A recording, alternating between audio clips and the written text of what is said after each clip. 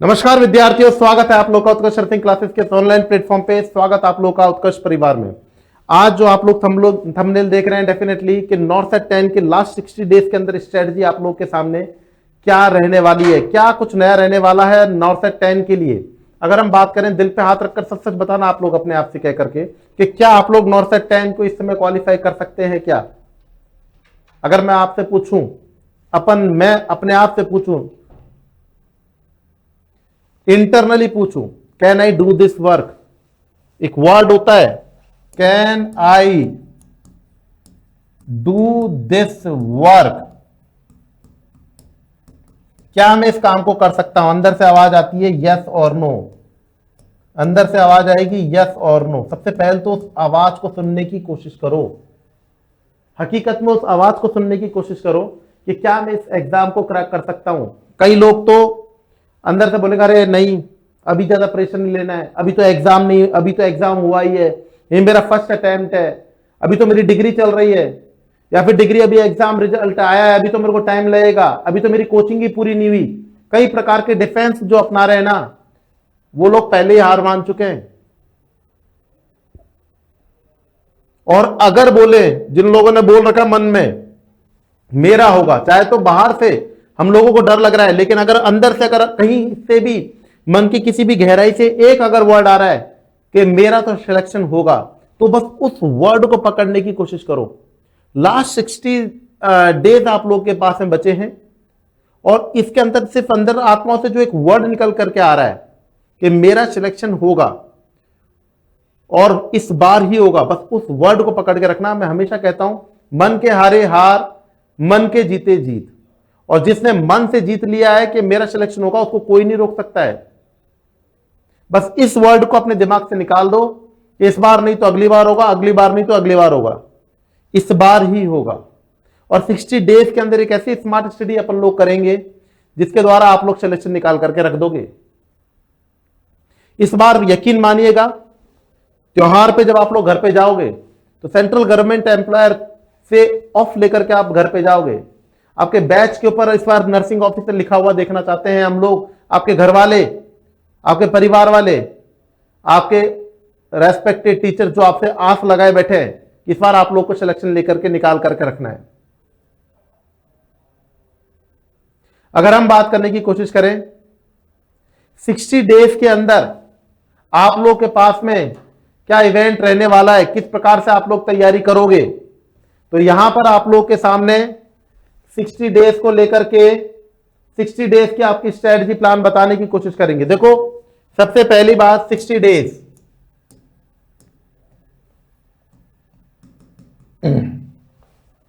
60 days की बात करें, सबसे पहले नंबर पर आता है फर्स्ट 30 डेज को लेकर के।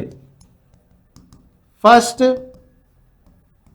30 डेज को लेकर के, फर्स्ट 30 डेज के अंतर्गत बात करें तो आपके पास में लॉजिकल स्टडी के ऊपर बेसिकली आप लोग को कवर करना है। और लॉजिकल स्टडी के अंदर हम बात करने की कोशिश करें तो मोस्ट रिपीटेड टॉपिक्स आप लोग के पास में, मोस्ट रिपीटेड टॉपिक्स जो आप लोग के पास में हर एग्जाम में पूछे जाते हैं, वो हर नॉर्सेट में पूछे जाते हैं, वो आप लोगों का फाइनल रिवीजन के अंदर ले लेने हैं। 6 आवर पर डे का, 24 आवर का अगर स्टडी प्लान के अंदर मैं बोलूं, 24 आवर में से आप लोगों को एवरेज 4 आवर स्टडी आप लोग को किसके ऊपर रखनी है? Theory revision. थ्योरी रिवीजन के अंतर्गत आप लोग के सामने जो भी आपने टॉपिक्स बना रखे हैं, 200-300 टॉपिक्स, उनके अंदर आप लोग को पर डे 5 से 6 टॉपिक्स कवर करते हुए चलना है। अगर बात करें हाई वेटेज जिन जिन सब्जेक्टों का रहेगा, उनको पहले कवर करने की कोशिश करें। High weightage subject, high weightage subject कौन कौन से रहने वाले हैं, तो आप लोग को अच्छी तरीके से पता है। Fundamental of nursing, medical surgical nursing, ओबीजी, paediatric nursing, mental health nursing and community health nursing. यहां पर आप लोग के सामने सबसे ज्यादा आप लोगों को जो थ्योरी रिवीजन के अंदर जो टॉप मोस्ट रिपीटेड टॉपिक्स होते हैं, उनको आपको कवर करना है। जिन टॉपिक्सों के ऊपर आप लोगों की कमांड कमजोर है, वीक पॉइंट है, लेकिन मोस्ट रिपीटेड है, वीक पॉइंट है लेकिन मोस्ट रिपीटेड है, वीक पॉइंट है लेकिन मोस्ट रिपीटेड है, उनके ऊपर ज्यादा वर्क करना है आपको थ्योरी रिवीजन के अंतर्गत। और आप लोगों को सेम पैटर्न पे 4 घंटे आप लोगों को एमसीक्यू प्रैक्टिस करनी है, एमसीक्यू प्रैक्टिस करनी है। एमसीक्यू प्रैक्टिस के अंतर्गत आप लोग क्या जानते हैं, क्या है एमसीक्यू आप लोग के सामने? एमसीक्यू प्रैक्टिस किसे कहते हैं? तो सबसे पहले मल्टीपल चॉइस क्वेश्चंस में क्वेश्चन को डिकोड करना सीखिए। क्वेश्चन को क्या करना सीखो? डिकोड करना सीखो। डिकोड करने के लिए सबसे पहली बात तो सीन बाय साइट, मतलब सिर्फ एक बार आप लोग को देखते ही कंडीशन समझ जाना है, एक बार देखना है, 2 बार क्वेश्चन नहीं पढ़ना है। अपनी नेचर इसी प्रकार की बना लेनी है आप लोगों को कि सिर्फ एक बार अगर आप लोगों ने क्वेश्चन पढ़ा उसी का सारांश आप लोग निकाल लो। कुछ स्पेशल टर्म होती हैं जैसे कि एक्सेप्ट, एक्सपेक्ट, लीस्ट, इन टर्मों पे थोड़ा सा ध्यान दें, इन टर्मों पे थोड़ा सा आप लोग को ध्यान देना है। ये जो आप लोग के सामने टर्म है, ये आप लोग के सामने क्वेश्चन को डिकोड करने में सबसे ज्यादा टॉप मोस्ट पर रहने वाली है। टॉप प्रायोरिटी की बात करेंगे, यहीं पर आप लोग के सामने टॉप प्रायोरिटीज, क्वेश्चंस की टॉप प्रायोरिटी किस बेस के ऊपर है, क्या है एग्जैक्टली डिमांड टॉप प्रायोरिटी पे, उसको आप लोगों को सेट करना है। दूसरे नंबर पे क्वेश्चन में आप लोग देखने की कोशिश करो, दूसरे नंबर पर आप लोग देखने की कोशिश करो, कोई भी आप लोग के पास में सिनेरियो आ रहा है, उसके अंदर आप लोगों से पूछा जाए कि डेफिनेट ट्रीटमेंट क्या होगा, डेफिनेट ट्रीटमेंट क्या होगा, तो क्वेश्चन को ढंग से पढ़ करके डेफिनेट ट्रीटमेंट को जाने। जैसे कि अगर मैं आप लोगों से बात पूछूं ब्लड ट्रांसफ्यूजन को लेकर के कि ब्लड ट्रांसफ्यूजन के अंतर्गत आपके ब्लड ट्रांसफ्यूजन रिएक्शन आप लोगों को देखने को मिल रही है, बीटी रिएक्शन आप लोग को देखने की मिल रही है, आप लोग का डेफिनेट ट्रीटमेंट क्या होगा?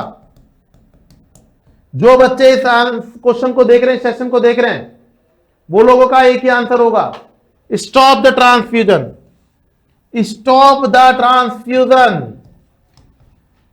लेकिन मैं अगर बात करूं आप लोगों से, अगर आप लोग को बीटी रिएक्शन आप लोग को देखने को मिल रही है और आपसे पूछा जा रहा है डेफिनेट ट्रीटमेंट, इसका मतलब आप लोग चीज ही नहीं समझ पाए कि डेफिनेट ट्रीटमेंट क्या होता है और इनिशियल स्टेप क्या होता है। कोई भी सिनेरियो है, इनिशियल फर्स्ट स्टेप क्या होगा, तो आप लोग के पास में इनिशियल फर्स्ट स्टेप रहेगा स्टॉप द ट्रांसफ्यूजन। और डेफिनेट ट्रीटमेंट अगर आपसे बोला जाएगा तो एडमिनिस्टर्ड एंटीहिस्टामिन, एंटीहिस्टामिन, एंटीहिस्टामिन आप लोग एडमिनिस्टर करोगे, याद रखना, एडमिनिस्टर आप क्या करोगे, एंटीहिस्टामिन आप लोग एडमिट करोगे। ये आप लोगों को सबसे पहली चीज देखनी है। तो क्वेश्चन को डिकोड करना सीखो। आप लोग एमसीक्यू प्रैक्टिस कर रहे हो, आ रहा है क्वेश्चन, जा रहा है क्वेश्चन, आ रहा है क्वेश्चन, जा रहा है क्वेश्चन, लेकिन पहले क्वेश्चन को अगर आप लोग डिकोड नहीं कर रहे हो, क्वेश्चन के क्राइटेरिया को समझने की कोशिश करें कि क्वेश्चन एग्जैक्टली कह क्या रहा है, एक्सपेक्ट कह रहा है, एक्सेप्ट कह रहा है, टॉप प्रायोरिटी पे कह रहा है।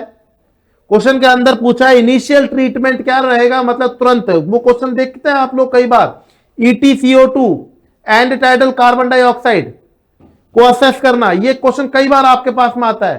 कंडीशन को समझने की कोशिश करें, इनिशियल ट्रीटमेंट क्या होता है, डेफिनेट ट्रीटमेंट क्या होता है, कंफर्मेटिव साइन वर्क क्या रहेगा, ये क्वेश्चन तो आप लोग को समझना है। और इनके लिए आप लोग को खुद की यूजफुल कंडीशन समझनी। ओवरऑल सबसे पहले नंबर पर आप लोगों ने क्या किया है, तो सबसे पहले नंबर पर आप लोगों ने एमसीक्यू को या क्वेश्चन को डिकोड किया है। अगर आप लोगों ने क्वेश्चन को डिकोड करने में सफलता हासिल कर ली, वन टाइम के अंदर एक बार किया और क्वेश्चन के अंदर आप लोगों ने सफलता हासिल कर ली, तो यकीन मानेगा कोई आपको नहीं रोक सकता है। आप लोग के सामने थ्योरी के संग में क्या करना है, आप लोग को 4 घंटे डेली एमसीक्यू प्रैक्टिस करनी है और संग में 1 से 2 घंटे आप लोगों को 1 से 2 घंटे आप लोगों को पीवाईक्यूज को कवर करना है, प्रीवियस ईयर्स के क्वेश्चंस को आप लोगों को कवर करना है 1 से 2 घंटे। और डेली एक टेस्ट आप लोगों को डेली टेस्ट देना है। और टेस्ट का टाइम क्या रहेगा, टेस्ट का टाइम रहेगा जब भी आप लोग एक पूरी अच्छी नींद लेकर के उठो तब आप लोगों को टेस्ट देना है। और टेस्ट रहेगा सब्जेक्ट वाइज, ये भी याद रखें। टेस्ट हमेशा फुल एनर्जी के संग में देना है, पूरा ग्लूकोज आपके माइंड में रहे उस समय देना है। अब वो टाइम आप लोग फिक्स कर लीजिए, कहीं से घूम करके आ रहे हो तो आप लोग टेस्ट दे सकते हैं। अगर आप लोग ऐसा नहीं है कि आप लोग कंटिन्यू 8 घंटे की सिटिंग कर रहे हो, पढ़ाई कर रहे हो, उसके बाद में अगर आप लोग टेस्ट दोगे तो वो टेस्ट इफेक्टिव नहीं रहेगा। और जिसने थ्योरी कंप्लीट कर रखी है वो आपके लास्ट 2 पैटर्न को ही अपने 12 घंटे में जोड़ सकते हैं। ये 4 घंटे एमसीक्यू की जगह इसको 8 घंटे कर देंगे। और इसमें भी बच्चों क्या रहेगा, सब्जेक्ट वाइज वेटेज ज्यादा रहेगा। सब्जेक्ट वाइज आप लोग को कवर अप ज्यादा करना है, याद रखना।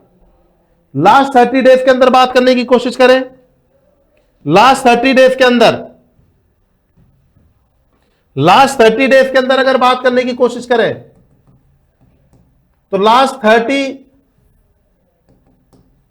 30 डेज तो यहां पर आप लोग के सामने स्ट्रेटजी रहेगी, फुल सब्जेक्ट टेस्ट देना है अल्टरनेट डे में। अल्टरनेट डे के अंदर फुल टेस्ट देंगे भाई। अल्टरनेट डे के अंदर आप लोग को फुल टेस्ट देना है और संग में उसको एनालाइज करना है,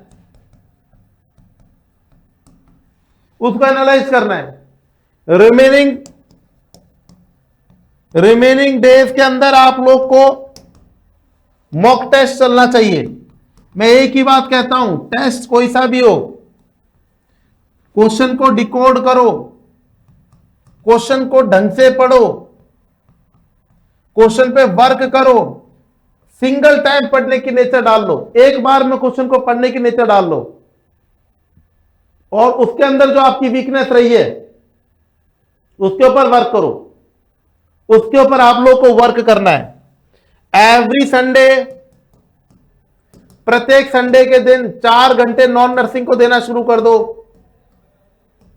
प्रत्येक संडे देना है, ज्यादा दिमाग नहीं लगाना है।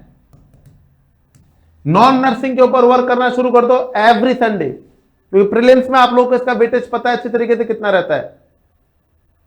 टेस्ट की अगर स्ट्रेटजी बात करने की कोशिश करूं आप लोगों से, टेस्ट स्ट्रेटजी को लेकर के सबसे पहली बात ही एक तो होता है टॉपिक वाइज टेस्ट।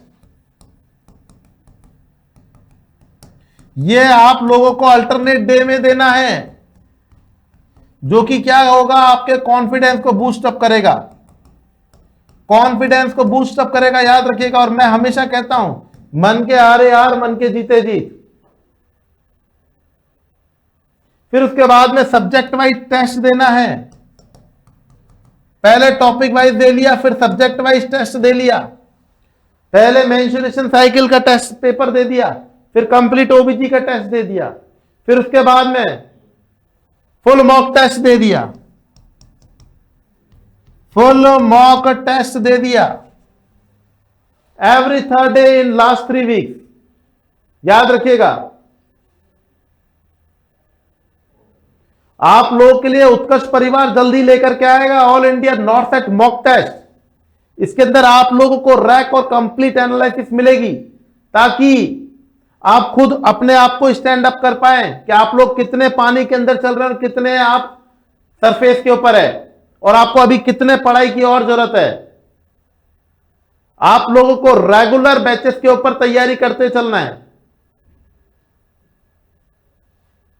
मेरा एक दोबारा से क्वेश्चन पूछता हूं आप लोगों से, एक सवाल जो मेरे स्टार्टिंग में मैंने आप लोगों से पूछा था, नॉर्थ सेट 10 का एग्जाम आप लोगों से हो पाएगा या नहीं हो पाएगा?